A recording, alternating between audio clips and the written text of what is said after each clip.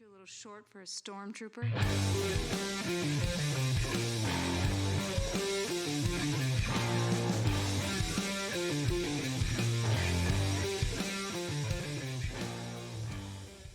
What's up, nerds? Welcome to another episode of the Multiverse Report from Titans to... Oh, wow. I'm screwing up the intro. Welcome to another episode of the Multiverse Report. Oh, yeah. We are recapping the week's nerdy news. That's what the part that was missing. Yeah, you know. From Titans Tower to Stark Tower and everywhere in between. With me as always, Steve Haller. What's up, Steve? My name's Mike Gibson. I still screwed up, even though I was trying to rest. Well, it's not like it's the second episode we recorded today. So if you have not, or if you have seen, I'm already on it too. If you have, you want me to start this thing over? Nah. If you have seen Werewolf by Night, please check out the episode prior to this because it's our recap of it. And spoiler alert, we both said it was a solid A+. So Yes. If you haven't watched it, that's probably a good indication that you should be watching it. Yep. Werewolf by Night, new Marvel special, Halloween special on Disney Plus right now. Watch it, then check out our review. We didn't do a review for Andor this week because I haven't watched it. Werewolf by Night is literally the only new piece of media I have consumed over the past week. Yep. I have not caught up on anything that I'm watching. So, Yeah. but we did want to cover Werewolf by Night because of its seasonality and its, specialness. So I am caught up on Andor and Lord of the Rings and She-Hulk. And this week, all of them were good. So there's your cliff notes. I'm sure they have. Well, the fact that the episode of She-Hulk has garnered much chatter and hatred from people that think, I guess somehow think that Daredevil shouldn't be having sex. I don't know who thought that. They've certainly never read a comic book with Daredevil in it before, but Zdarsky's last run literally opens with that. Oh yeah, yeah. Like, I don't know. For those of you that don't know or maybe don't read comics, Daredevil gets around. Yeah. Daredevil gets and down. And so does Jen. Yeah. They get down and they get around. So, Daredevil hooking up, no big deal. Apparently a lot of people are mad about it. I haven't seen it, but I'm very excited to. Oh, yeah. So, anyway. And just so you know, it is a very nice mix of, like, it's mostly old classic Daredevil. Like, it feels like the Matt Murdock we know. Oh, cool. So, yeah, it's well done. I'm sure that it is. She-Hulk, again, I'm not caught up, but She-Hulk is steadily rising as my favorite Marvel Disney Plus show, hands down. It's about to overtake WandaVision. I feel like if it can stick the landing, yep, then it will overtake WandaVision as my favorite. I love it dearly. I think it's so fun, so great. It's like the most like a comic book, I feel like, almost, where a lot of times each episode is, there's clearly a through line of things happening to her that will probably come to a head by the end of the series, but in another episode or two. But like every episode is kind of a standalone thing with these things running through, but you kind of get your own plot. Like one issue, she's at a wedding. The other issue, she's at a retreat center, meditation retreat center. This, there's a different team up in every, sometimes it's Wong, maybe now it's Daredevil. Like there's a different team up in a lot of different issues. Like it just feels very comic booky. I'm with you there. I'm a big fan of it. But we're not here to talk about She-Hulk, even though we just did. We're here to talk about the week's nerdy news and get ready for a segment that we haven't had in a few weeks, ladies and gentlemen. It is Flash Watch. Flash Watch. Not a huge update, but Ezra Miller has filmed new pickup shots for the Flash last week, apparently. Early last week. So this movie's still coming out. They are doing, they have done somewhat of an apology tour, a couple articles here or there, a couple statements here or there saying that they are seeking help and they are atoning for the things that they've done wrong and apologizing to the head of Warner Brothers and all this kind of stuff. So movie's still coming out. I think the movie's too big, too expensive, too important to the overall timeline of the DC universe to reshoot or to cancel. So although they did threaten to cancel it, which seemingly is what made Ezra Miller get on board. and was filming pickup shots last week. Pickup shots are just kind of really short, small kind of things like, oh, we need a shot of you, standing in the doorway and turning around back into the room or something like that. They're not big action scenes. They're not even really heavy dialogue scenes. Really, they're just kind of, oh, we need a shot of you leaning against that wall a certain way, or we need you coming through this door or staring at this house, just kind of like establishing kind of things, more or less. So, like timing didn't work on this, so we need something to bring you but into it also the scene. Makes me, but it also makes me think, now that I'm talking about it out loud, I'm connecting some dots, and I could be very wrong about this, but originally this movie was supposed to come out, I think, in the fall, and then it got moved. It was supposed to come out this year, and then it got moved to summer of 2023. Part of that, I think, was they weren't sure what they were going to do with it because of the Ezra Miller stuff that was happening. And part of it, I don't know what the other part of it is. Maybe because I guess I'm wondering how much the reshoots of this movie has changed the ending of it after, like, Batgirl getting canceled, seemingly not wanting Michael Keaton to move forward as Batman in the DC universe, which seemingly was the original plan. How much of this movie are they reshooting and changing over these reshoots, over these pickups that they're getting? Because if they weren't, I know the movie should have been done by now, right? But now they're doing reshoots. They did reshoots over the summer. They're doing pickup shots now. It's not done. It's clearly not a finished film. Although if it was on schedule, if they weren't making big changes, it would be done by now, and it would just been delayed. Like, okay, it's delayed, but the movie's done. It's still coming out in June because it was supposed to come out in November or something, but it's not. They're still working on it. So it makes me think that they're changing a little bit. Maybe it's setting up Ezra Miller's Barry Allen to not return. Maybe it's setting up the fact that Michael Keaton's not going to be the new Batman of the universe. Maybe it's going to, or whatever. But they might be making some changes. But either way, it's not done, so it's intriguing. But anyway, that's Flash Watch. That's the theme song. I just made it up right now. It's not good. Yeah. We got a couple other DC stories. Nothing huge, but not negative, which is a nice breath of fresh air. David Zaslav hasn't messed anything up lately that we know of. Who knows? HBO Max has given us a first look at both Doom Patrol Season 4 and Titan Season 4, and also given us a little Harley Quinn announcement. Steve, you're just laughing. What's going on? I was just thinking he hasn't publicly screwed anything up recently. Yeah, I know. We don't know. Maybe he has. Anyway, so yeah, Doom Patrol Season 4, Titan Season 4, a little bit of Harley Quinn news. For Titans, we got a bunch of stuff for Titans, actually. We got a clip of Nightwing and Tim Drake fighting some ninjas. You can find that online. It's mostly Nightwing doing the fighting, and Tim is not dressed like Robin yet. He's still in his street clothes from Season 3. Maybe this is a training exercise. Maybe it's Nightwing kind of showing him the ropes or whatever. Or I don't know, but some cool fight choreography for good old Dick Grayson there. We also got costume reveals for the villains of Season 4, Titan Season 4, Brother Blood, Mother Mayhem, and Jinx. We all got some costume reveals. They all look very cool. Semi different from, I don't know, some versions I've seen. I feel like some of these characters have wildly different costumes. I honestly, most recently, I'm familiar with their Teen Titans Go comics, which are radically different from these that they're moving forward with in Season 4. So they're probably more comic accurate, or at least more adult comic accurate. So that's Titans. And we got a teaser trailer just a couple hours ago. They dropped a teaser trailer for Doom Patrol Season 4 featuring singing butts. If you tracks. Yeah, that tracks. Yeah, if you've watched, I want to say, is it Season 1 of Doom Patrol where we meet the butt monsters? Did you get that far? I know you haven't. You're not caught up. It might have been Season 1. I definitely remember meeting them. I'm okay. Like through most of Season 2. Well, they're back and they're singing show tunes in Season 4 of Doom Patrol. Okay.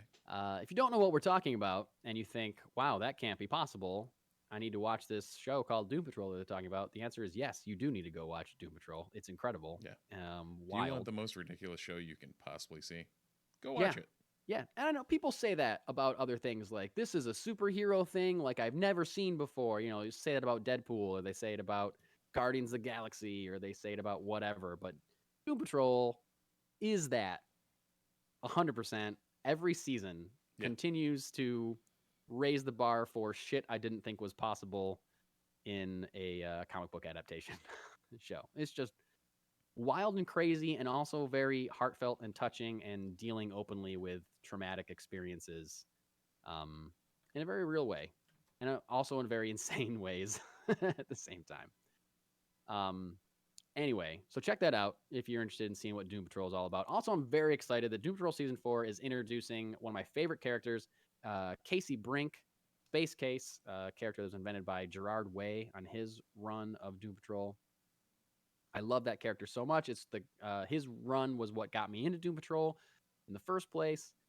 I just thought it was like beautiful and bright and kinetic and wonderful, and her character is kind of the centerpiece of his run, and every season I was hoping that they'd bring her in. They're finally bringing her in for season 4, and I can't wait. So here comes Space Case. We also got a cool announcement about the future of Harley Quinn, as we found out a while ago that we are getting a season 4 of Harley Quinn. HBO Max also announced this week that we're getting a Harley Quinn Valentine's Day special called Harley Quinn, a very problematic Valentine's Day special.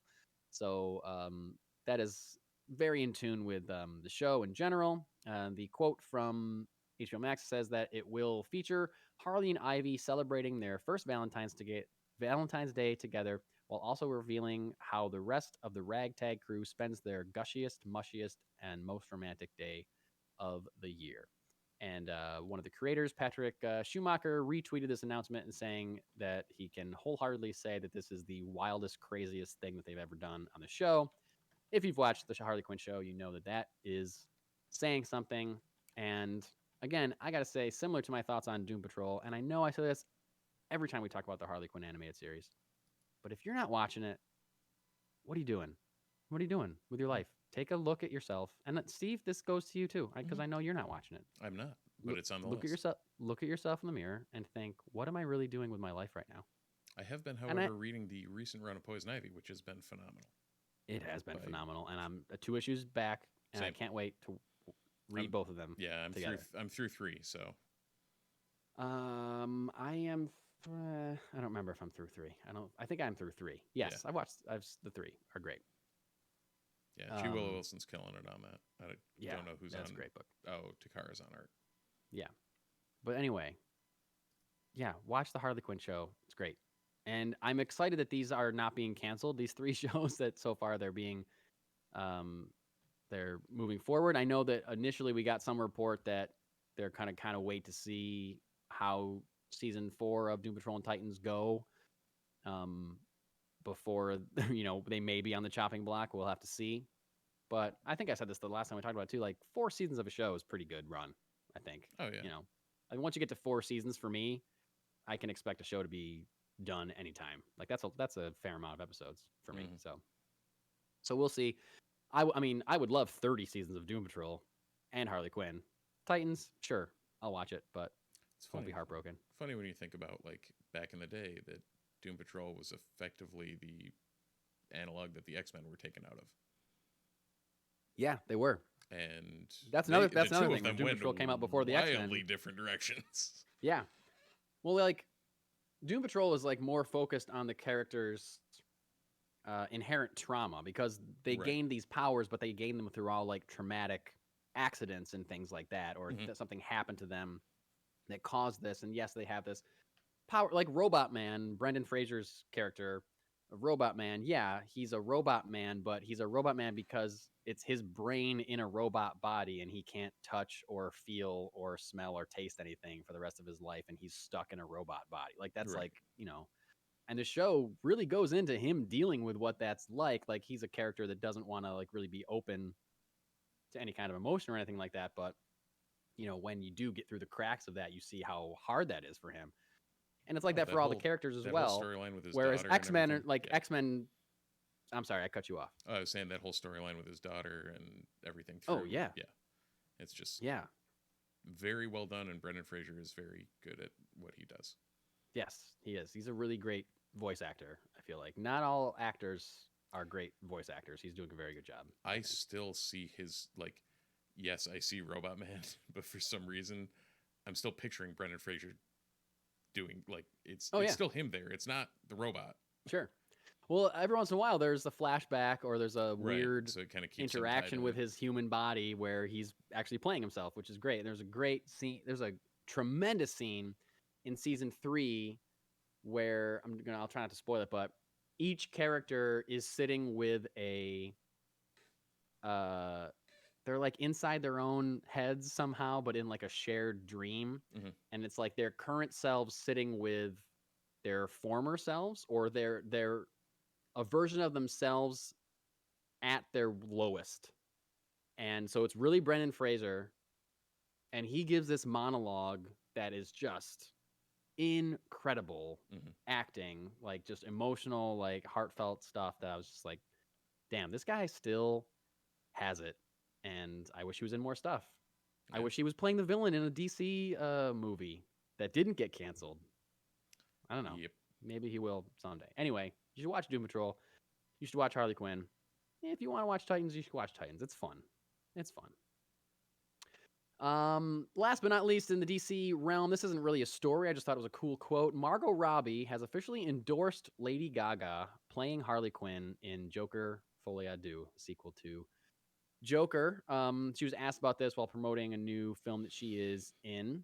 And I guess this article made it clear that Lady Gaga hasn't been officially announced that she is playing Harley Quinn. It's just been announced that she's in the movie, and everyone has assumed. I feel like it's been hinted like crazy that it's Harley Quinn, so maybe it wasn't a full official announcement, but all reports seem to indicate that she's playing Harley. And Margot Robbie was asked how she felt about it, and she said, "It makes me so happy because I've said from the very beginning, all I want is for Harley Quinn to be one of those characters the way like Macbeth or Batman always gets passed on from great actor to great actor. It's kind of like someone gets to do their Batman or someone gets to do their Macbeth. And I feel like in not so many cases are they female characters. It's such an honor to have built a foundation strong enough that Harley can now be one of those characters that other actors get to have a go at playing. And I think she'll do something incredible with it." I agree with this. I think Lady Gaga is a great choice to play a Harley Quinn. What slightly makes me anxious is that Margot Robbie didn't say that she's planning to continue to play Harley Quinn. Right. This quote, maybe it's out of context. I didn't read the whole interview or see that maybe it's out of context. Taking it like this kind of makes it seem like she has passed the role on to Lady Gaga, which I hope is not the case, because odd. Yeah, I don't. For like I name think continuity. that. Yeah, I think if James Gunn or someone was like, "Hey, we want you in Suicide Squad, the next Suicide Squad movie, or the next Peacemaker season, or that she'd be like, "Yeah, okay, I'll be Harley." I don't think she's. She has said that she wants to take a break from being Harley for a while because she went right from doing Birds of Prey into doing the Suicide Squad. So I get her taking a break, but please, Margot, please come back as Harley. You're great at it. But I think she's right. I think there are a lot of characters that do get passed from actor to actor. Like, Batman and the Joker are two that are held on a very high pedestal, I feel like. Always talked about who's your favorite Joker, who's your favorite Batman, kind of thing. To a lesser extent, Spider-Man, there's been less of them to really play that game with. But, there's been so many Batmans and so many Jokers at this time that it really is kind of on that level of like, people used to talk about Macbeth or Hamlet, things like that. And, they're not going to stop making these movies, so that's just going to keep going. So I agree with her. It's cool that there is a female character that has the potential, even like Wonder Woman. Like, how long is Gal Gadot going to play Wonder Woman? And if she stops, I'm sure they're going to make another one at some point. Right. I hope they do. It took them long enough to make the first one, God damn it. But, I think Harley is certainly a character that can be interpreted in different ways. Clearly, in the book, she's interpreted many different ways and with many different artists and many different writers. So I agree with that. And I am very excited to see as much as I was not excited for a Joker sequel, I am very excited to see what Lady Gaga does with this character. And the fact that it's a musical makes me want to see it even more. So I can't wait for that. So. Yeah, that's gonna be a different. It's gonna be wild. Yeah, it's a wild take on it. Like I don't know what you could have done to make me excited for that movie, but they did it by making it a musical and putting Lady Gaga in it. Like, okay, yep, I was not on board with this. I mean, like, I would have seen it no matter what because it's a DC thing and I want to see that stuff. But now I'm actually excited to see what it's like, for sure. I still haven't seen the original. Oh, it's worth a watch. I mean, Joaquin Phoenix is incredible. He's incredible in it. So, like, it's worth it for that performance as well. To me, he doesn't really feel like the Joker that I prefer because he doesn't feel like fun. He just feels mentally unbalanced and scary. Yeah. You know, like he doesn't feel like not in like a fun way, like a Jack Nicholson or like even Heath Ledger was like funny while he was being a complete anarchist maniac. He still made jokes and took the champagne flute, threw it on the floor, and then took a sip of the empty glass. Like just weird stuff like that I love. The Heath Ledger Joker. Joaquin Phoenix, while being an incredible performance, it doesn't feel like the Joker that I enjoy, that I am entertained by. But that's just more feels like you could have tagged that with anything else and just been a story of this guy. Rather than, for sure. Yep, that's been a complaint lobbed against that movie for sure. That they tagged the Joker if it wasn't called the Joker, would have been. But also, like, then would it be the highest grossing R-rated movie of all time? No, probably not. It would have been like another independent film that nobody went to see. But instead it would have been something that Joaquin still gets the honor for, and doesn't. It doesn't do as well about it. Just doesn't make $1 billion. Right, it turns into Academy Award fodder instead of like huge gross. Yeah, and this way they got both. Yeah, it was a huge gross that is an Oscar-winning film, Oscar-winning performer. Well, we have another. And we will. I was just saying we will reference that movie again later in the show. So stay tuned. I was going to say we're heading into another movie that's pretty much guaranteed to gross a ton as we switch to Marvel. Oh yeah, because we're talking about the new trailer for Black Panther: Wakanda Forever. And damn, this is the second trailer that was this was a home run for me. Yeah.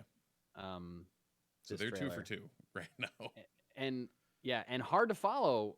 I guess that first one was just a teaser. That felt like a full trailer to me. Right. I don't know. They call it a teaser. They're calling this the first official trailer for the movie. I guess because it gives away a little bit more plot details. Right. The prior was just very esoteric and very like with the music and everything just hit. Yeah, it's very visual. Yeah. Which I loved. Oh, it was great. But this one is too. It just gives a little bit more plot, I guess. We see more of Namor, specifically winged feet. We see him flying through the air using those little ankle wings that he has in the books. Oh yeah, so weird. We see that. We see Ironheart's suit in action. We really do a couple times. We're not like a full just standing there in the light shot of it, but we see it moving and we see like, oh yeah, okay, that is an Iron Man-esque an iron suit right there. Yep.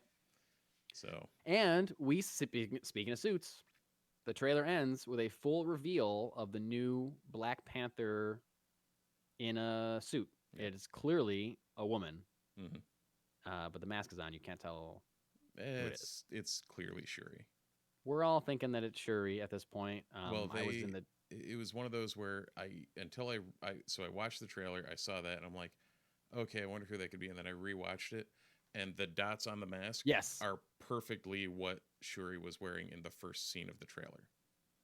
Yeah, and also like the battle scene at the end of the first one, when she comes out with those like gloves or shockwave gloves or whatever she has the makeup on her face.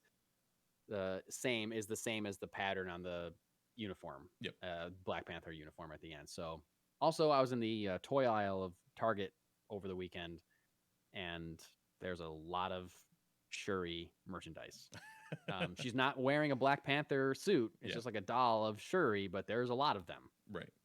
And that makes me think that it's her. It's like Namor and her were like the two dolls that I saw. So I was like, okay, these are the two main characters. Well, did you see there was an interview? I think it was an interview with Tenaquerta about Namor, and saying that he wasn't the villain, and that he sees him more as an anti-hero.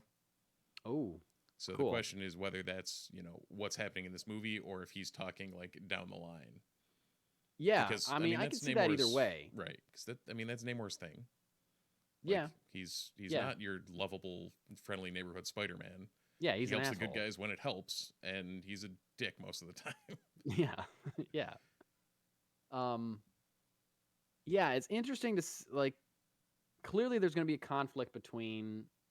I want to say Atlantis, but I feel like they've said that it's not. They're not calling it Atlantis in this movie. I don't remember what they're calling it. Well, where would the Atlanteans be from then? I don't know. I think they showed the blue skin Atlanteans again. They do. No, I think they're just changing the name of it for the MCU, probably to avoid confusion with Aquaman, right? Which is another underwater movie that grossed $1 billion. But I think they're renaming the kingdom in some way. I think it was a like a Hispanic name of some way, but I don't remember what it was. But anyway, there's clearly a conflict between Namor's underwater kingdom and Wakanda for some reason. I don't know why he's going to be targeting Wakanda, or maybe he just knows that they're a powerful nation, and if he can conquer them, then he'll be, it'll be a strong foothold against the rest of the world or whatever. Who knows? I don't know why he's targeting Wakanda, and nobody does at this point. But you got to wonder if that's going to be the main conflict of the film, or is there going to be a Batman versus Superman kind of thing where, yeah, they're antagonistic towards each other most of the movie, but at the end they have to team up to fight a bigger evil, And if that's the case, who's that evil going to be? I think all of us want it to be Doctor Doom, but who knows if that's going to be the case. So either Talocan or Talocan is the new name of the artist formerly known as Atlantis. Yeah. So they're leaning into the Aztec nature of it, and apparently the name comes from Aztec mythology. So. Yep. Yeah, I think that's more fitting for. Well, excuse me, for what they're going for, in this iteration. Okay, I jive with that. Yeah. So anyway, Black Panther: Wakanda Forever comes out November 11th. That's gonna be here. That's almost a month away. No, it's gonna be here before we know it. Now I got to figure out. It'll be Halloween, and then bam, wow. Black Panther time. Really is gonna be coming up right quick, isn't it? Yeah, I know. I got a lot of movies that I got to see this weekend. No, not this weekend. Next weekend. No, it is this weekend. Is this weekend Halloween? Yeah, this weekend's Halloween. Yep. And then the following weekend is Black Adam. Mm-hmm. And then less than a month later is Wakanda Forever. Lots going on. There you go. Speaking of movies, but movies that are going to happen a lot farther down the line. Not November 11th, but November 8th, 2025, Avengers Secret Wars has a writer. Michael Waldron is going to pen the screenplay for Avengers Secret Wars. Michael Waldron wrote Loki Season 1, Doctor Strange and the Multiverse of Madness, and, according to Deadline.com, is also said to be writing Kevin Feige's secret Star Wars movie. What? I remember hearing a long time ago that he was going to produce a Star Wars movie. But that was probably like 4 or 5 years ago at this point. Yeah. And there's been radio silence on that since. But this article fits and starts, but yeah, very, very limited, if anything, of like the only thing you ever hear about it is like when they're saying what's been canceled or what's not been canceled. Yeah. And they're like, well, nobody mentioned anything about the Feige rumor or along those lines. So it's nice to see that name dropped somewhere. Yeah. I mean, Kevin Feige is obviously a great producer. He's clearly not writing it. He might have had an idea for it. I feel like he has a lot of ideas for the MCU and just says like, hey, this is going to happen. Figure it out. Well, it's I was listening to the Ringerverse actually, their podcast feed about Werewolf, and apparently for Werewolf by Night, they pitched Werewolf by Night and Feige was like, "Hey, why don't you throw Man-Thing in there?" So, stuff like that where it's like, hey, he's the idea guy. Exactly. He's the idea guy. So he could have been like, hey, Michael Waldron, I got this idea for a Star Wars. Wouldn't it be funny if, I don't know, Luke Skywalker built his own Death Star? I don't know. I mean, do they go? I mean, Waldron's kind of known for Rick and Morty, so do they go Star Wars Rick and Morty? Oh, I don't know. I didn't realize he had written Rick and Morty stuff. Yep. But anyway, Michael Waldron's writing Avengers: Secret Wars. It's going to be directed by. Destin Daniel Cretton is directing Avengers: Kang Dynasty with a script from Jeff Loveness, we talked about recently. But it was confirmed in this article that Secret Wars is going to have its own director. So this will be the first time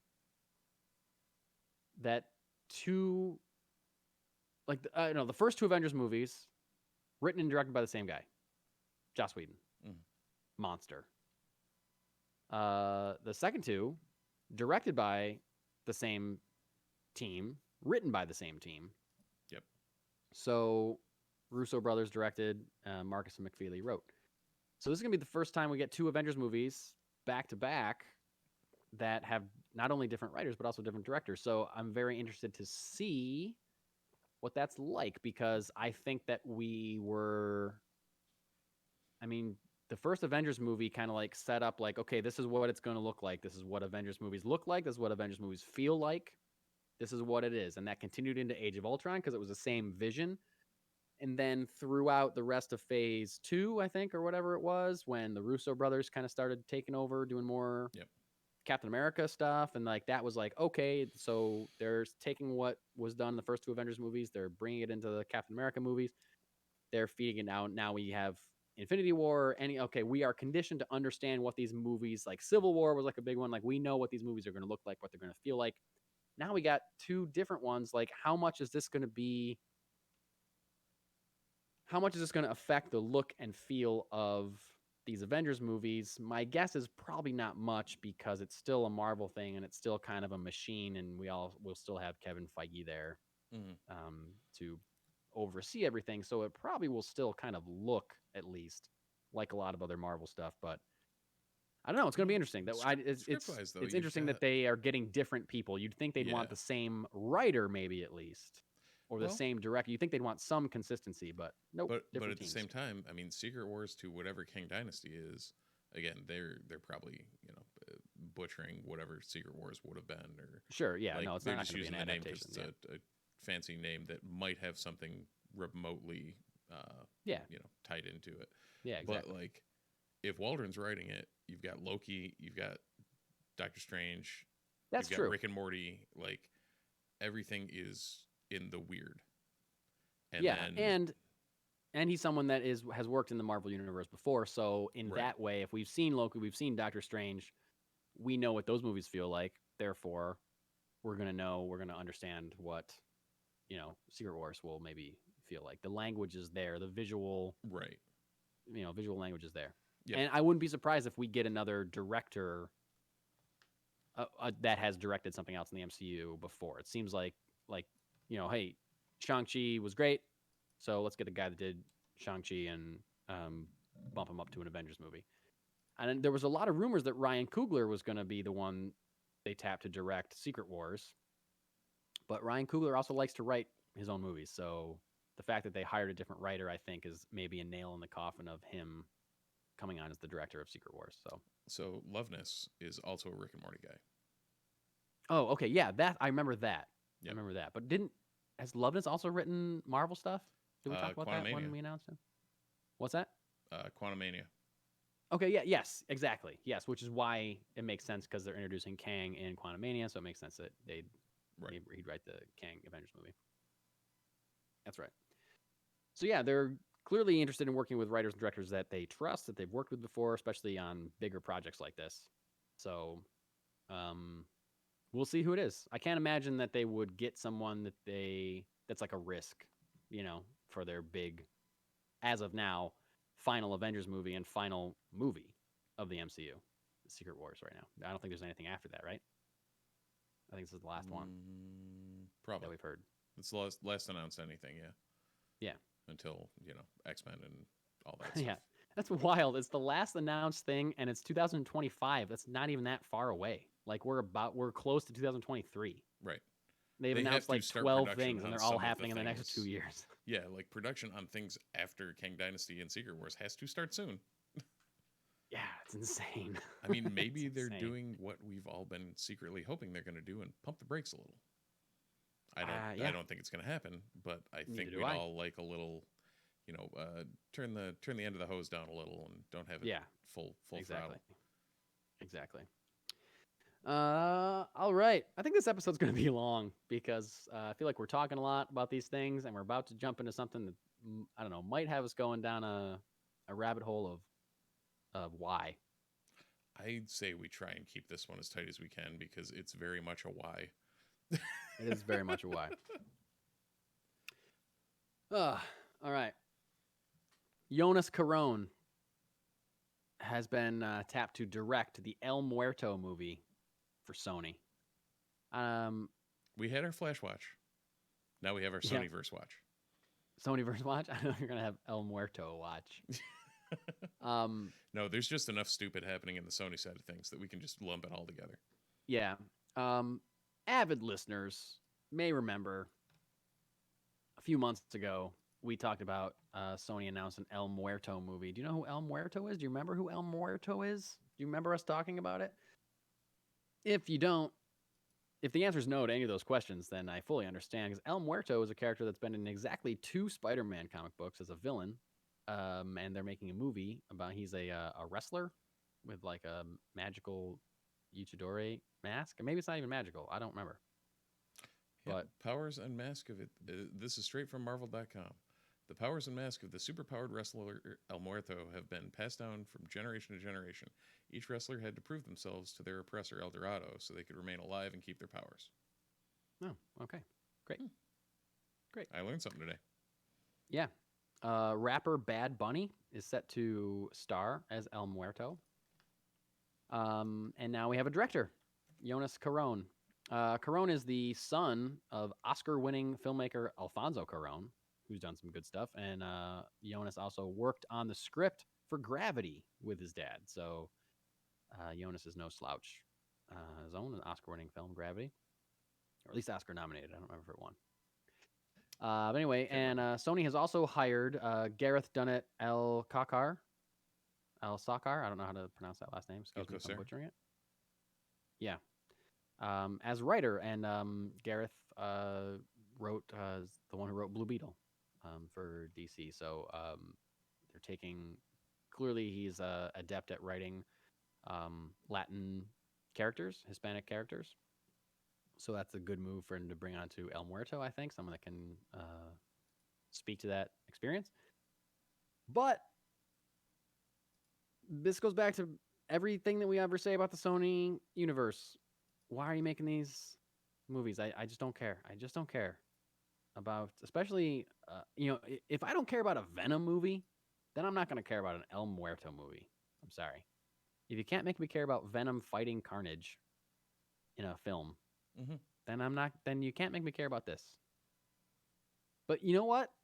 I just said that, and I immediately had this next thought, which was, but the fact that I don't know anything about El Muerto at all might make me like this movie more than a Kraven the Hunter or a Venom or a Madam Web. I guess I don't know anything about Madam Web either, but what we've heard about Madam Web just seems wild, so not necessarily in a good way. But I don't know anything about El Muerto. I'm not connected to this character at all. I have no prior feelings or expectations about this character. If you didn't tell me that this was a Spider-Man adjacent character, I wouldn't know. So I'm not, my expectations for this are just like lower than low, but also like, it's not a movie that's going to make me mad that Spider-Man's not in it. Like both Venom movies or the Morbius movie or, assumedly Kraven the Hunter. I'm going to be mad. There's like, why isn't Spider-Man fighting this person? But I don't care about this character because he's been in 2 books. I've never seen them in anything before. And it might be great. It might be a great character. And it might be my introduction to my new favorite Spider-Man villain. Who knows? But that's the Probably thing, not. is they keep making movies about Spider-Man villains Without as Spider-Man. not even without Spider-Man, but as anti-heroes. And Spider-Man's entire rogues gallery, they're bad dudes. They're not anti-heroes. Right. Like, yes, Venom did his thing. That's its own animal, but the rest of them, like Kraven the Hunter is Kraven the Hunter. He's a murderer. Literally last year, there was a whole arc. It might have been 2 years ago. Whatever. COVID happened. There was the time jump. We're talking like House of the Dragon style time jump with COVID. Yeah. But whenever that was, like, Hunted was a mini series and an arc that was focused on Kraven the Hunter trying to kill Spider-Man again. Yeah, that's what he does. He's not a good guy. Yeah, Kraven specifically, he's not someone that's like robbing banks and Spider-Man is stopping him. Right. It's and Kraven he's mad at Spider-Man for stopping Hunter. him. He's trying to murder Peter Parker Right. all the time. Just that's his only goal, is to murder Spider-Man. Yeah. That's his goal. So yeah, we're not talking hard to be invested like in those kind of movies. Boomerang when Spider-Man's not there. or like from Daredevil season 3. Who was the I can Bullseye? picture him. Yep, Bullseye. You're not talking any of those guys. It's like he's bad dude. Yeah, just bad. There's not no complications there. But again, El Muerto, I don't know if he's anti-hero material. I don't know if he's just trying to murder Spider-Man for no reason. But clearly in this movie, he's not going to be trying to murder Spider-Man because Spider-Man's not going to be in it. Right. They don't even have to announce that for me to know that Spider-Man's not going to be in it at this point. I just know he's not. Sony, you own Spider-Man. He's not going to be in this movie. I know it. I don't understand why, but he's not. He's just not. Well, whatever. We can go from one movie that I forgot was being made to another movie I forgot was being made. Yes. At this point, long in development, new Spawn film. It got some new writers. Now, this movie was announced, I gotta say, 2018, 2019, maybe. I think 2018. It was a long time ago. They announced they're going to make a new Spawn movie, and Spawn creator Todd McFarlane was going to both write the movie and direct the movie. Mm-hmm.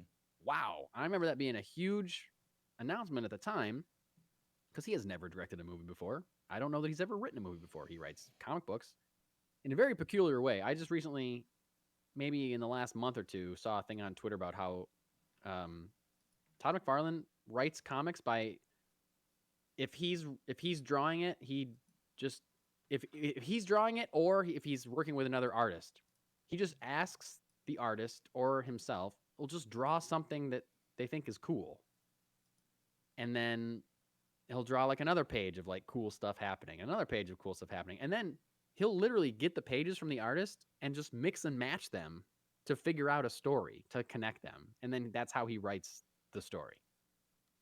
Wild to me. I can't imagine doing it like that ever. Anyway, I don't think you can write a movie like that. Oh no, I don't. I think you're correct there.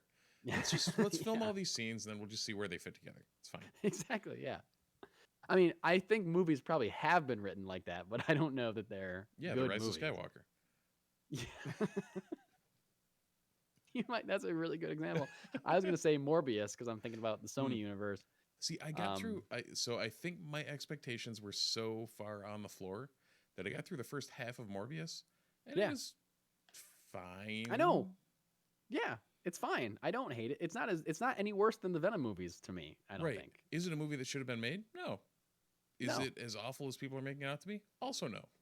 Would it have been a great movie? Was made in 1994? Yes, it would have been amazing. If it was made in the 90s, yes, I would love that movie. Or even in early 2000s, I'd be like, yeah, Morbius is awesome. Yep. But it wasn't. Too late. Right. I think that's the thing. Like whoever's in charge of the Sony Spider-Verse movies, besides the animated Into the Spider-Verse movies, which are incredible, right? Or at least that one is incredible, and the second one looks great so far.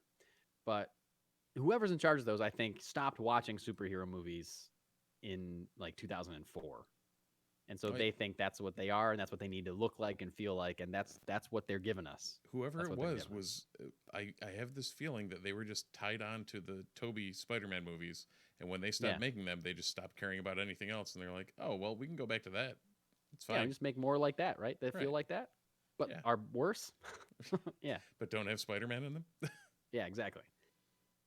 Anyway, Spawn, now no longer being written by Todd McFarlane. I think Todd McFarlane along the way, maybe, because there's been delays. This movie has not been not out of pre-production, really. They're still writing it. It's 5 years later or whatever. It's not being made.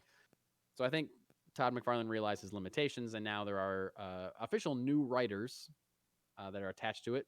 Scott Silver, writer of the aforementioned Joker, is now on board, but not by himself. It's Scott Silver teaming up with Malcolm Spellman, who wrote Falcon and the Winter Soldier for Marvel, and an up-and-coming writer by the name of Matt Milton. They're all teaming up to work on a new script to be produced by Blumhouse. This is a Spawn movie. It's going to be produced by Jason Blum at Blumhouse, which I think is a cool home for this movie. Spawn is a very kind of, if done right, scary, intense character. Blumhouse known for great horror films, so I think this could be a perfect match studio-wise. Here in my own notes, the film has been in production since 2017, so yeah, quite some time. And McFarlane itself is now saying, who knows if I'm going to be the director. He's basically saying we got all these top tier writers now on the project, so maybe we should get a top tier director as well. So he may step down from the director's chair. At this point, I think it's almost guaranteed that he will, and they'll find somebody else to do this. But the other big get for this movie, which has been a fact since they announced it, or shortly after they announced it, Spawn is going to star Jamie Foxx. And Jamie Foxx is still attached to play Spawn in the new Spawn movie. Now we're talking about an Oscar-winning actor who's going to be, again, if they make this movie more comic accurate than they made the first Spawn movie, then Spawn is not going to say anything. If he's not going to say much, if anything at all, in this film. So you're getting Jamie Foxx to cover up his face and not talk, and he's still attached to a movie that's been in troubled development for quite some time, since 2017. So I don't know, he must really believe in the project, or just really want to be Spawn. In that span, he's already been Electro. Twice. When did Amazing Spider-Man 2 come out? No, it came out. It would have been before. It came out before 17. Yeah, okay. Yep. Yeah. So anyway, this movie could be great, I think. And the first Spawn movie doesn't have a bad cast. John Leguizamo is the villain in the first Spawn movie. Martin Sheen is also a villain in the first Spawn movie. It's a bad movie, but like the cast is pretty good. John Leguizamo himself, Mario? Yeah. Or Luigi Mario? No, Luigi Mario. Yeah, not to be confused with Bob Hoskins. I apologize. Yeah, exactly. And more on that later in the show as well. Mm-hmm. 2014 but anyway, was that's Amazing Spawn. Spider-Man 2, so we actually weren't as far off as we thought. Sorry, say that one more time. 2014 was Amazing Spider-Man 2. Okay, yeah, so close. So it wasn't as far off as we initially thought. Yeah. All right, moving into some comics. We got some big comics news this week. I feel like the last couple weeks we have little to none actual comics news to talk about. Well, but this weekend was New York City Comic-Con. What's that? I was going to say, we get comics news when the big highlight of the weekend was Comic-Con. Well, yeah, the second biggest Comic-Con of the year, I would say. Yeah. Yeah. Also, I feel like New York Comic-Con actually focuses on comic books more than San Diego does. San Diego is more movies and shows, and this is more actual comic stuff. Yeah, San Diego's evolved into the pop culture event that it is versus New York being a little more true to the roots. Yeah, and like they do other stuff. They don't just. I think they like the Doom Patrol and Titan stuff came out of New York Comic-Con. I think I saw a clip. There was a panel. It was a Back to the Future panel when Michael J. Fox and Christopher Lloyd came out together, and that's always incredible to see. But they don't bring the big guns like they would to San Diego. Yeah, exactly. They're not announcing, like Kevin Feige's not announcing new Marvel movies or anything like that. But they clearly touch on other aspects of nerd culture other than comics. But so anyway, Steve, you're gonna kick it off with the Lucasfilm comics division made some announcements. What's coming up in Star Wars books? Yeah, Lucasfilm Publishing actually had quite a bit coming out. Novel Inquisitor: Rise of the Red Blade by Delia Dawson, who she's written a couple of actually very solid books in the Star Wars canon, but novel focusing on one of the Inquisitors. So that'll be an interesting read into what they're, I guess, what they're going for there. Known Jedi turned to Inquisitor, so something from their side. They did announce a. I don't know if you have any idea who Sanastaros is. No. It's a vaguely familiar name. But... Han Solo's wife. Oh yeah, okay. Long story, I have but I've heard that name before. Yeah, in the canon and through the comics, one of those where Solo and her ended up getting married for one reason or another because of a job, and technically never divorced. So she was Han Solo's wife before Leia. But there's a mini they announced for that. Couple other things ongoing with the Vader series, basically re-upping some of the Vader and Bounty Hunters crossovers that we've been seeing. And then big thing was pushing the High Republic Chronicles of the Jedi. So High Republic Phase 2 is about to launch.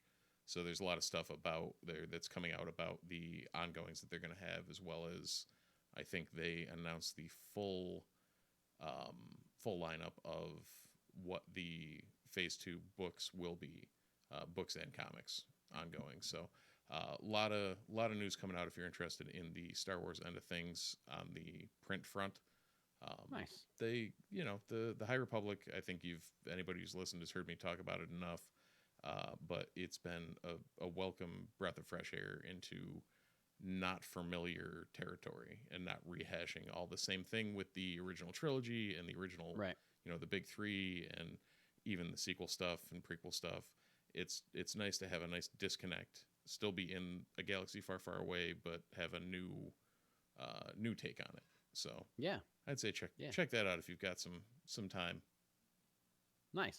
Awesome. We also got obviously a lot of news from both DC and Marvel. I'm going to kind of run through these things. I don't know, maybe we can run through them and go talk about them afterwards. DC unveiled a new event called Lazarus Planet, apparently spinning out of the ongoing Batman versus Robin series. Lazarus Planet shows the aftermath of an eruption of the Lazarus Volcano. I believe I'm not reading this, but Lazarus Pit is what Ra's al Ghul uses to bring himself back to life all the time. It's a ongoing thing that pops up in DC books, mostly Batman stuff.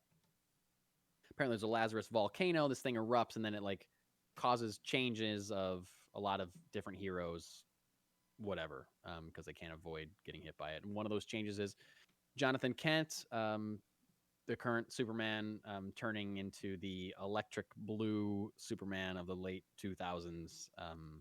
That, in my opinion, was a big mistake, but fun to see it brought back for a limited amount of time. They also announced that Joe Quesada is returning to DC for covers, at least. Joe Quesada, famous comic book artist. Yeah, right? I saw that look on your face, Steve. Yeah. When I heard that, I was very, very confused. At the same time. Yeah. He's done some DC work before. He's well known for his work at Marvel, we should say. But returning to DC, at least on covers. They had a whole Superman panel that kind of detailed everything that's going on in the Super family in the next few months, including the return of original Superman, Clark Kent, or Kal-El, who's been off-world for a long time as Superman, son of Kal-El, has been the main Superman book of the DC universe. They announced that Superman is original Superman, I should say, is coming back in a new Superman ongoing book. Superman, son of Kal-El is ending with issue 18. I think that's only 2 issues from now. But the stories for Jonathan Kent will be continuing in a limited series called The Adventures of Superman, Jonathan Kent. I also found out that Action Comics is getting a new format, which is going to be 3 stories per issue, highlighting different members of the Super family in each issue. I think that's a really cool idea. I feel like when you have Kal-El or Clark Kent, Superman, but you also have Jonathan Kent, which is a fan favorite. You also have Kara, Supergirl, and you have Connor. You have so many different super people they can't all get their own book. So let's have Action Comics, the flagship Superman book, be an anthology of, being able to tell multiple stories in the same issue. I think that's awesome. They also are all getting super dope new costumes. They announced a bunch of cool variants of like super costumes. Also found out that they are adding a new tier to the DC Universe Infinite app, which allows a shorter window between new comics and when new comics show up on the app. If you pay a higher price, you have to only wait like a month. I think now it's like 3 or 4 months before new books show up on the app. But that app has so many books on it that I don't necessarily need new stuff to show up on it. I'm just reading back catalog stuff constantly. And there was also like a bunch of other, Batman panels and stuff like that. But that's all the major announcements. Over at Marvel, we got a big kind of first look at Captain America Cold War, which is a new event coming out pretty soon. Found out that the book was born out of wanting to unite all the Cap adjacent characters into one book, similar to what we were just talking about with like Action Comics. We're talking about like not only both Captain Americas, but Winter Soldier or Bucky, and also Nomad and all these other characters that, Falcon kind of like been part of Cap's identity. All going to be in like one big event book. Yeah, and this is also the one we were talking last week about Emma Frost being highlighted in as well. Oh, yeah, that's right. Yeah, I forgot. Awesome. We also heard that there's going to be a new limited series about Blade's daughter, who I guess his name is Bloodline. And it's going to be called Bloodline, Daughter of Blade. That makes me wonder if... Not on point or anything. What's that? Name the Vampire Daywalker's daughter. Oh, yeah. Bloodline? I know. Bloodline, yeah, Daughter of Blade. Makes me wonder if they're doing this because that character is going to be introduced in the MCU. I don't know. Any like stuff like this with Marvel, I automatically think like, ooh, we got a Blade movie in production. There's like a new Blade series. Is this like setting us up to, meet a character in the movies? Who knows? I don't know. We also got an announcement of a new Captain Britain series from Teenie Howard called Betsy Braddock, Captain Britain. And I also thought it was cool and worth noting that they released like a graphic, like a slate of their upcoming comics events, similar to what shows up behind Kevin Feige at the Comic-Con announcements when he's announcing movies. And they're talking about Avengers Assemble coming out in 2022, Sins of Sinister coming out in January. Oh, sorry. I always just want to go across the top and then on the bottom, and they go top, bottom, top, bottom, top, bottom, and I can't. And my mind cannot get around it. Avengers Assemble, November 2022. Dark Web, December 2022. Sins of Sinister, January 2023. Captain America Cold War, Spring 2023. Summer of Symbiotes, I haven't heard about that. Summer 2023. And Fall of X, a new X-Men event coming summer 2023. Yeah, so Avengers... I thought that was cool. They got their own little slate announcement. Oh, yeah. Card. Yeah, that was pretty cool. Yeah. Avengers Assemble is going to be the wrap up for Jason Aaron's run on Avengers. He's been he's been on the book for 5 years. Yeah, a long time. We're not Claremont on X-Men territory, but we're 5 years in modern times is a long time on a book. Yep, long time. So this will be the tie up for his arc and his multiple arcs. Dark Web is Madeline Pryor and Ben Reilly teaming up to fight against Madeline Pryor. Yep. Really? And Ben Reilly teaming up to fight against Peter Parker and the X-Men. Oh. Yeah. Oh. Uh-huh. So why is Ben Reilly a bad guy? Don't know. Oh my God. All right. That makes me want to watch that. That makes me want to read that. Yep. Cold War we talked about. Sins of Sinister is kind of a culmination of what's happening in the X-Men world and Immortal. Yeah, I heard that's going to be kind of like Age of Apocalypse, but with Mr. Sinister. Yeah, kind of. That's kind of what I'm hearing. Same kind of deal.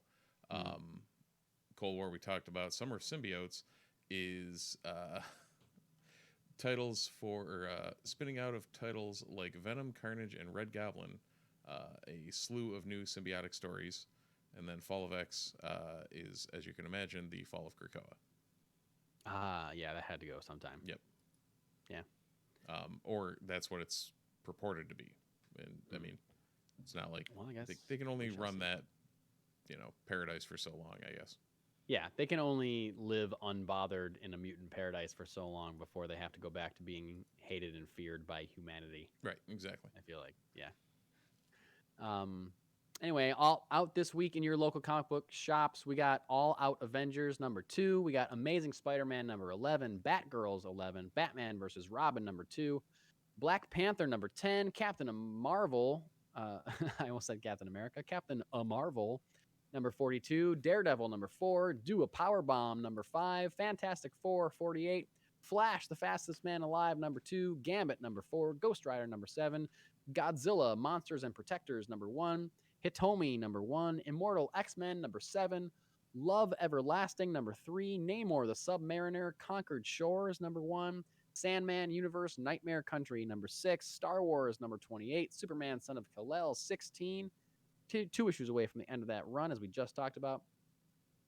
Teenage Mutant Ninja Turtles #133, Vampirella Mind Warp #2, Venom #11, Wakanda #1, Wolverine #25, Wonder Woman 792, and X-Force #32. That is a long list, a lot of stuff coming out at your local comic book shop this week. Steve, another note on that: 8 Billion Genies #1 is coming out for the 4th time. Wow, really? 4th printing on that. 4th printing. Yep, on Soul's 8 Billion Genies. So I may grab it just for posterity's sake. I still have it. It's in this pile on my desk right behind me. I haven't read it. I have the first 5 issues. I just kept picking them up. Yep. And when I saw them, I think I fell off. I think I must have missed a couple by now, but I just kept going and seeing them and picking them up. So I should probably read it. Yeah. But I haven't really read much lately. I think we talked about it recently. That if they're running 4 printings of it. Yeah, exactly. It must be good. And did we hear that was going to be optioned it's already to been Netflix optioned. or something? Yep. Yeah, that's right. Yeah. So I'll probably read it so I know what's going on. At least the first book to give it a, hey, what is this? Yeah, exactly. I know we've talked a lot on air and off air about how we feel like we've been so busy that we keep buying books, but our stack keeps getting higher and higher because we're not actually reading them. Right. I gotta say, Steve, I read one comic book this past week, and it was great. Do you want to know what it was? It was read one. Batman Two-Face, One Bad Day. The Two-Face one was good too? The Two-Face one was great. Nice. It was really good. Have you gotten to the Riddler one yet? Nope, it's sitting right there. Okay, yeah. It's Riddler's actually great. moved up in the pile. Like I reorganized the pile, so. Mm-hmm. I do that every once in a while too. I just resort, okay, these are the top priorities. So when I do start reading, I'm going to start with this one, but then I buy more and I'm like, okay, now these are the top priorities. See, you know what happens is I'll buy something that the first or second issue I'm interested in. So I'll buy 1 or 2 or 3 or whatever. And then I'll find out that the story really falls off. So they get shuffled down the pile. Something else comes up. Okay, I know I'm not going to follow this up. So we'll hit those on a light day. Right. I'm way behind on Something is Killing the Children, and I just have them stacked up. But it's because now I know that the next issue that comes out is the last one. Right. So now I'm just waiting for that so I can just read the entire thing straight through. But I'm behind on Nightwing. I'm behind on Son of Kal-El. Like I said, I got 5 issues of 8 Billion Genies sitting behind me. I don't even know what the first one is like. Right. But so far these One Bad Day specials have been great. I think the next one that's come out is Penguin, and that's supposed to be, I've heard some good buzz about that one as well. But I feel like Two-Face, you don't get a ton of Two-Face. There's always a lot of Joker stuff happening in Batman world. Riddler's become pretty popular recently, or writers will just introduce new villains, but you don't get a ton of great Two-Face stories. So it was cool to read a great straight up Two-Face story. It was done very well, and also utilized Batgirl Cassandra Cain really well in a way that I feel like she hasn't been in a while. Yeah. So anyway, maybe I'll read something after we're done recording tonight. Yeah, the only thing I read was, I have no idea what the name of it was, but it was a kids comic that I read with my son, and he was absolutely obsessed with it. It was some Batman, like, it was Batman and Riddler, Batman and Robin against the Riddler, and nice. I think it was like a free comic. It was for Batman Day that they gave out as one of the free comics there, and he's obsessed with it, and we've had to read it like 4 different times already. So I read one comic multiple times. Yeah, awesome. I just got I'll shout this out that I just bought a book for my son. My son just turned 6 and this past week, and one of the things I got him was a book called I Am Superman by Brad Metzler, who's a comic book writer. And it's a series. They've done I Am Batman and I Am Superman, but there's a whole series of books that are about real people, like I Am Martin Luther King Jr. I Am I can't think of another historical figure to give as an example, but just kind of like showing and they're written for kids, kind of telling them about their lives and why they impacted the universe or the world and what they've done for people and things like that. History lessons. And they started doing I Am Superman, I Am Batman. And I haven't read the Batman one, but I heard high praise for the Superman one and bought it. And it's Superman's origin story, but it is written in a way that focuses on the importance of kindness and helping people when you can help people, which is Superman's whole thing, right? But it's written for kids in a way that shows, like, if you can help somebody, you should help somebody. If you can be kind, you should be kind. And I'm only this way because my parents raised me to be. They taught me these things that are very true about when you have power, you should be able to help people and blah, blah, blah, blah, blah. And it was just done. I read it to him tonight for the first time. It was very beautiful. It almost made me cry reading it, to be honest. And it was just great. And even at the end of the main story, there's a little section that says, like, hey, did you know that Superman was created by 2 teenagers in Cleveland, New York? Just random kids, just like you. You could do this kind of thing. It was kind of like hey, these kids just were friends and they invented this character that's like the most famous superhero of all time. Like, you can do that. They're just like you, and you're someone that can also come up with these kinds of things. So highly recommend that. Definitely a shout out for that. So wait, did you say Cleveland, New York? Sorry, Ohio. I did say Cleveland, New York, but I was like Ohio. right the other side of Oneida Lake. Yeah, like, no, hold on. No, that'd be wild. No, I just recently learned, they say this in the book too, but I had read it a month or so ago, that apparently the house that they were in when they created Superman is like a historical site you can visit in Cleveland, New York. And sorry, Ohio, I said it New York again, yep. Cleveland, Ohio. And I was mad that I read that because I've been to Cleveland, Ohio several times. And yet I have never gone. I didn't know that was a thing that I could do. Like, I can go to Superman's birthplace. Right. Really? You know, I've never done that. I'm very mad that I've never done that. So now I got to figure out a reason to go back to Cleveland. Well, I guess that's my reason to go. But also, you know, I'd stop at the Rock and Roll Hall of Fame or whatever at the same time. Oh, yeah. No, I was looking up Meltzer's books there. And, you know, it's everyone from, like, Jane Goodall, Jackie Robinson, Martin Luther King. Yes. Like, thank you. Marie Curie, Anne Frank, Ben Franklin, Frida Kahlo, like, all sorts of everybody. You just did a John Lewis one, Muhammad Ali, I.M. Pei. Yeah, there's all sorts of everything. So I think I'm gonna look into getting some of the other real life historical figures. Ooh, Jim Henson. Because there's one right up your alley. Sorry, what's that one? Jim Henson. Oh, awesome. Yeah, that'd be great. So yeah, shout out to that book and that series, because I feel like it's great. Yeah, man. And well done. Absolutely. So all right, let's wrap this thing up. Let's move into some one shots. We got about 3 one shots for you tonight.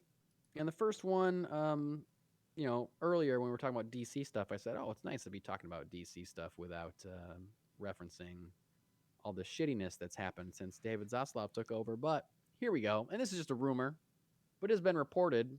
I don't know if you may remember that last month or sometime, whatever, in the past, we talked about the possibility that producer Dan Lin was in talks to take over as the quote-unquote Kevin Feige of the DC universe. He was going to be the president of DC Films and kind of organize the whole thing moving forward and be like, the showrunner for those movies, the architect, as Kevin Feige is with the MCU. Now it's being reported that Dan Lin may have walked away from DC because of Batgirl's cancellation, that it was the fact that he was shocked that David Zaslav would cancel a almost completed film without warning, and that gave him pause. Oh, maybe I don't want to be working with this person. And again, this is just a rumor, but if that is true, then this is clearly the first piece of, or the first example of what you and I talked about, Steve, where if the head of a studio is going to be canceling films regardless of how completed they are or how good they are, then, who's going to want to work with this studio? Dan Lin is someone that clearly does not want to work with this studio because of the way that David Zaslav is running things and canceling things. So, again, it's just a rumor. Maybe it's not true, but I can certainly believe it. Absolutely. It's it's almost like you treat people like garbage and they don't want to work with you. And they don't want to work with you. Shocking. Yeah, I know. In other news, grass is green. And in other news, HBO MAX has enlisted Craig Zobel as the director and executive producer of the Penguin series. The Penguin series that is purportedly to star Colin Farrell as the Penguin. Zobel has directed episodes of Mare of Easttown, The Leftovers, and Westworld, 3 shows I have seen 0 episodes of. Production is to start in early 2023. I've seen Westworld. Okay. I think it's great. I'd heard good things. Wild. It just never really got to, the usual. Got into the hopper and then never popped out. I think season 4 is on right now. We're not watching it though. Season 3 was good, but it has naturally over the course of the seasons, it has become a radically different show than it was in season 1, which it kind of has to do to keep the plot going forward, which I appreciate. But also it's kind of I don't know if I like this anymore. But anyway, it's very good. And I like this news a lot because it means that the Penguin spinoff is still moving forward and it hasn't been canceled. And, we heard David Zaslav talking about how he loved the Batman, so it makes sense that he would be fine with spinoffs of it. So that's a movie I got to watch again. I got to rewatch the Batman, especially because or at least starts on Halloween night. Oh. So it's a seasonal watch. Yeah, maybe. I mean, and you need the entire season to watch it because it's so long. Yeah, exactly. I can start now. Last one shot for the night. We got the first trailer for the new Super Mario Brothers movie this week. And Chris Pratt's voicing Mario aside, I think this movie looks awesome. Have you seen this trailer? Yeah, I saw it and then I watched it again with my son today. So it just looks fun. Yeah, it looks beautiful. It looks really well made, well created. The animation in it is incredible. It looks like a Mario game. It looks like it looks better than a Mario game, but it looks like a big budget film version of a Mario game should look. It looks like what my brain remembers Mario 64 looking like, even though I know that's not remotely what it looked like. That is a great way to describe it. Yes, I completely agree with that. Yep. So, it was funny too, the whole opening with Bowser and the Penguin Castle. That was really funny. Mm-hmm. Jack Black, I believe, is voicing Bowser, and he sounded great. I don't know. Is absolutely insane. What's that? The voice cast is absolutely insane. It is insane. Who else is in it besides Chris Anya Pratt? Taylor Joy, Keegan-Michael Key, Jack Black. Let's see. There was a couple others that were Charlie Day. He's Luigi, right? Yeah. Which that fits. Yeah, that works. So yeah, I mean there's a good number. Fred Armisen. Yeah, love that guy. There's a whole lot of talent going around there. Nice. Outside of the outcry of Charles Martinet not voicing Mario. Yeah, I know the internet is not happy with Chris Pratt voicing Mario, and I don't think that he's a good fit for Mario. I also don't want to watch a 90-minute movie of the main character sounding like a beast. Yeah. You know, like that's like I don't want that either. Mm-hmm. But I don't think Chris Pratt is a good choice. I think they probably could have gotten, you know, someone that's Italian, someone that can like speak to the character without sounding like it's a me, a Mario, the whole time. I don't want that. Yeah. But Chris Pratt doesn't feel right to me. From what we saw in the trailers, it was mostly Chris Pratt just sounding like Chris Pratt. Yeah. Which I guess, if anything, like, of all the things that the 90s movie got weird, the fact that the plumber from New York sounds like a plumber from New York. Yeah, exactly. Is one of the things they got right.